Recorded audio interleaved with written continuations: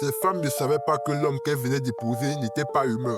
Et ce qui va se produire un mois plus tard va littéralement te choquer. Partie 2. Depuis un moment, elle ressentait des démangeaisons insupportables au niveau du bas-ventre. Ça brûlait, ça grattait jour et nuit. Elle était obligée de se frotter au point d'utiliser une brosse à dents pour se gratter à l'intérieur. C'était devenu incontrôlable. Les poils de sa partie intime tombaient avec la chair. Sa peau s'arrachait, c'était horrible. Raïssa en parlait souvent à sa petite sœur, qui était sa confidente. Ma petite, je ne comprends pas ce qui se passe. Ça me gratte, ça me brûle, ça me détruit. Je n'arrive même plus à couper mes poils tellement la chair se décolle. La sœur la regardait choquée, sans savoir quoi répondre. Raïssa se disait peut-être que c'était la sorcellerie de sa famille, peut-être un mauvais sort. Mais en réalité, c'était beaucoup plus grave que ça. 3 jours avant la date du voyage, le vieux a appelé Raïssa. Il lui a remis une grosse enveloppe remplie d'argent. Il lui a dit calmement, va déposer ça chez tes parents, c'est pour eux. Prépare-toi bien, parce que dans 3 jours, on part pour l'Espagne. Raïssa a pris l'enveloppe et l'a laissée chez ses parents. Mais dans son cœur, elle n'était pas tranquille. Ses démangeaisons étaient devenues insupportables. Elle n'arrivait même plus à s'asseoir correctement. Ce jour-là, elle a dit à sa sœur, moi je vais voir un médecin, je n'en peux plus. Si ce n'est pas ma famille qui m'attaque, alors je dois savoir ce que j'ai. Elle est partie directement à l'hôpital. Quand les médecins l'ont examiné, ils ont été choqués. Ils lui ont dit, ma sœur, tu ne peux pas repartir comme ça. Ton cas est trop grave. Si on te laisse rentrer, tu risques de mourir en chemin. C'est là que Raïssa a compris. Quelque chose clochait vraiment. À l'hôpital, les médecins ont dit clairement à Raïssa, ton cas est trop critique. On ne peut pas te laisser rentrer. Si tu veux sortir, il faut signer une décharge. Mais sache qu'en route, tu peux mourir. Raïssa était sous le choc. Elle pensait à son départ prévu pour l'Espagne 3 jours plus tard. Elle pleurait et répétait, mais docteur, je dois voyager le 14. Mon mari m'attend. Mon visa est prêt. Le médecin regardait impuissant. Ils l'ont mis directement en observation. Pendant ce temps, elle a pris son téléphone et a appelé sa petite sœur. La voix tremblante, elle a dit, ma petite, viens vite. Je suis à l'hôpital, mon cas est grave.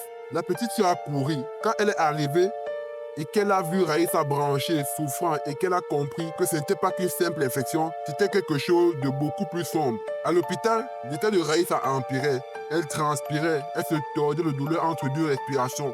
Elle répétait toujours les mêmes choses. Appelez mon mari, appelez-le vite. La maman a pris son téléphone, elle a composé le numéro, ça sonnait, pas de réponse. La petite sœur a essayé à son tour, même chose, pas de réponse. Raïssa pleurait. Elle criait, maman, appelez-le encore. C'est lui qui doit venir me chercher. C'est lui qui m'amène en Espagne. Mais chaque fois, le téléphone sonnait dans le vide. Et puis, à un moment, plus rien. Le portable du vieux s'était éteint. Dans la chambre d'hôpital, le silence était lourd. La maman et la petite sœur se regardaient paniquées. Raïssa, elle, commençait à comprendre que quelque chose n'allait pas, que son mari avait disparu. Voyant que le mari ne répondait plus, la petite sœur de Raïssa a pris la décision de courir jusqu'à l'appartement. Elle voulait le trouver, le ramener de force à l'hôpital. Arrivée sur place, elle a demandé au gardien, s'il vous plaît, je cherche mon beau-père. Ma sœur habite ici avec lui. Il faut que je lui parle. Elle est entre la vie et la mort. Les gardiens l'ont regardé, surpris. L'un d'eux a répondu, ma fille, ta sœur vit ici seule. Le jour où elle est arrivée, elle avait seulement ses valises. Depuis, aucun homme n'est jamais venu s'installer avec elle. La petite sœur a cru mal entendre. Ce n'était pas possible. Tous ces jours, elle disait qu'elle vivait ici avec son mari. Le gardien a insisté. On travaille ici depuis le début. On voit qui entre, qui sort. Ta sœur n'a jamais été avec un homme. Jamais. La petite sœur est rentrée bouche bée. C'était comme si le sol s'ouvrait sous ses pieds. Elle a compris que quelque chose d'inexplicable entourait toute cette histoire. À l'hôpital, l'état de Raïssa empirait chaque heure. Elle se tordait sur le lit, les jambes crispées, les yeux ouverts grands. Soudain, elle a commencé à parler d'une voix tremblante. Maman, ils sont là, ils veulent m'amener. Sa mère s'est rapprochée, elle a pris sa main. Ma fille, calme-toi. Qui c'est? Raïssa pleurait. Elle répétait, moi je ne veux pas partir avec eux. Je voulais aller en Espagne, maman. Moi je voulais voir l'Europe. Je voulais voyager. Pas comme ça. Puis d'un coup, ses yeux se sont éteints. Elle criait, maman, je ne vois plus. Je suis devenue aveugle. Je ne vois plus rien. Sa soeur et sa maman pleuraient à côté d'elle. Raïssa serrait leurs mains comme si sa vie en dépendait. Dans la chambre, le médecin était impuissant. Il savait qu'elle était en train de basculer. Raïssa n'en pouvait plus. Dans la chambre, le médecin était impuissant. Il savait qu'elle était en train de basculer. Raïssa n'en pouvait plus. Elle se débattait sur son lit. Sa respiration était saccadée. Elle serrait les mains de sa maman de toutes ses forces, comme si elle avait peur d'être arrachée. Elle criait « Maman, ils ont mes valises, ils veulent m'amener. Moi, je voulais aller en Espagne, maman. Sauvez-moi !» Ses yeux étaient déjà fermés à la lumière. Elle ne voyait plus rien. Elle répétait « Je suis devenue aveugle. Maman, je ne vois plus. » Sa petite sœur pleurait accrochée à son autre main.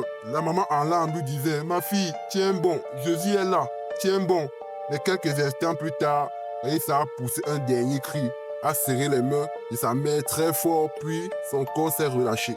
Silence. Raïssa venait de rendre l'âme. Son voyage, ce n'était pas l'Espagne, c'était l'éternité. Après la mort de Raïssa, la famille a décidé d'aller récupérer ses affaires dans l'appartement où elle vivait avec son mari. Mais quand ils sont arrivés, choc, il n'y avait rien. Pas de traces d'un homme, seulement les valises et les vêtements de Raïssa. Sur le lit, ils ont trouvé une petite boîte comme celle où on range les mouchoirs dans les voitures. À l'intérieur, il y avait une photo de passeport de Raïssa avec son nom écrit en grand. C'était comme si son voyage avait été scellé depuis longtemps. Quelques jours plus tard, pendant le deuil, les photographes sont venus apporter les photos du mariage coutumier. Mais sur toutes les images, il manquait quelque chose. Le mari n'apparaissait pas.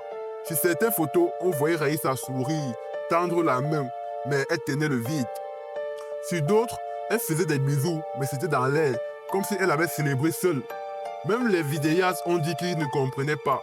Devant la caméra, il y avait bien un homme, mais sur les images, rien. Les amis, cette histoire a glacé tout le quartier. Cet homme-là n'avait jamais existé. Voilà comment Raïssa a perdu sa vie. Elle pensait voyager. Elle pensait commencer une nouvelle vie en Espagne. Mais son voyage était la mort. Aujourd'hui, ouvrez les yeux. Le dehors est plein de pièges. Les promesses sur Internet ne sont pas toujours réelles. Ne vends pas ta vie pour de l'argent facile. Partagez cette histoire pour sensibiliser autour de vous. Et dites-moi en commentaire depuis quel pays vous nous regardez. Et si tu penses à t'abonner, ça ferait plaisir à la chaîne. Sur ce, passez une bonne soirée. C'était Dranik. Ciao.